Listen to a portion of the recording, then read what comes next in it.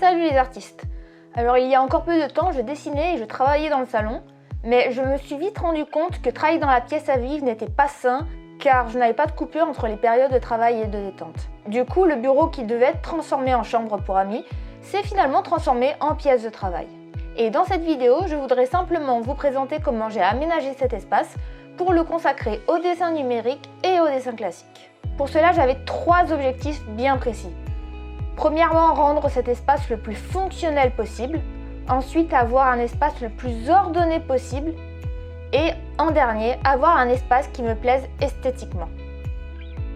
Et pour cela, j'ai séparé mon bureau en 3 plans de travail distincts. En premier, j'ai la zone de dessin numérique où il y a ma tablette graphique qui est installée sur un bras articulé et je peux également tourner mon écran vers moi pour afficher mes références et les diverses informations dont j'ai besoin. Je peux également dessiner avec mon iPad et dans ce cas-là, c'est ma tablette graphique qui me sert comme écran pour mes références. Pour me filmer en train de dessiner, juste au-dessus du bureau, j'ai installé une webcam qui est branchée en permanence au PC. De cette façon, je peux utiliser un logiciel d'enregistrement pour avoir mes fichiers vidéo directement sur l'ordinateur. En faisant comme ça, je n'ai aucune caméra à paramétrer et je n'ai pas besoin non plus de transférer les fichiers avec une carte mémoire. Et lorsque je fais du montage vidéo, j'utilise également ma tablette graphique comme écran secondaire, ce qui me permet d'être beaucoup plus productive. De l'autre côté de la pièce, j'ai installé mon ancien bureau et j'ai aménagé un espace dédié au dessin classique où j'ai tout à portée de main.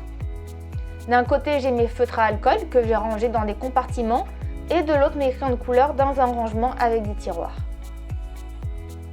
J'ai également installé un deuxième écran pour pouvoir avoir là encore mes références sous les yeux. Et de ce côté aussi, j'ai fait en sorte de pouvoir me filmer en installant une deuxième webcam.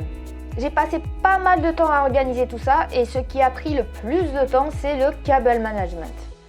Alors vu comme ça paraît assez propre et organisé, mais lorsque je filme sous les bureaux, on se rend compte qu'il y a vraiment énormément de câbles d'un côté comme de l'autre. J'ai vraiment tout mis en œuvre pour qu'on voit le moins de câbles possible.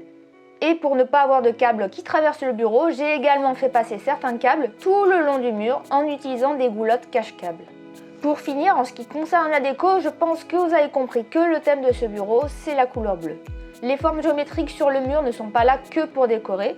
Ce sont en fait des mousses acoustiques pour absorber le bruit car sinon le son résonne beaucoup lorsque je tourne mes vidéos. De l'autre côté, le tableau de la carte du monde est également composé de matériaux qui absorbent le son.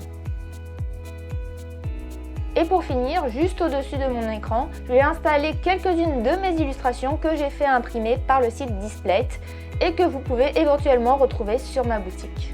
Voilà pour cette petite vidéo qui présente mon environnement de travail et je vous dis à très bientôt pour aborder de nouveaux sujets concernant le dessin numérique.